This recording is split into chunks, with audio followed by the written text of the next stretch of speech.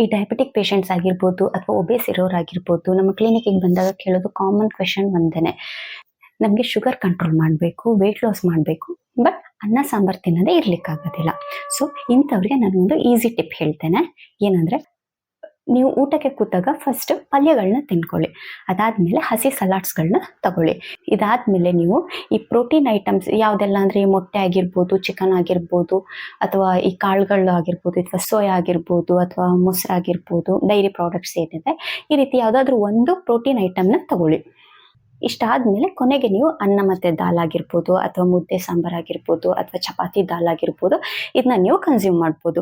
So ಹೀಗೆ ಮಾಡೋದ್ರಿಂದ ನಿಮಗೆ ನಿಮ್ಮ ದೇಹಕ್ಕೆ ಕಡಿಮೆ ಕಾರ್ಬೋಹೈಡ್ರೇಟ್ ಹೋಗುತ್ತೆ. ಹಾಗೆಯೇ ನಿಮ್ಮ ದೇಹಕ್ಕೆ ಸರಿಯಾದ ಪ್ರಮಾಣದಲ್ಲಿ ಪ್ರೋಟೀನ್ ಆಗಿರ್ಬೋದು, ಫೈಬರ್ ಕಂಟೆಂಟ್ ಆಗಿರ್ಬೋದು, ಅಥವಾ ಮೈಕ್ರೋನ್ಯೂಟ್ರಿಯೆಂಟ್ಸ್ ಆಗ್ಬೋದು, ಇವೆಲ್ಲನೂ ಸರಿಯಾದ ಪ್ರಮಾಣದಲ್ಲಿ ಸಿಗುತ್ತೆ. ಸೊ ಈ ಟೆಕ್ನಿಕ್ನ ಫಾಲೋ ಮಾಡಿ ಹೆಲ್ದಿಯಾಗಿರಿ. Thank you.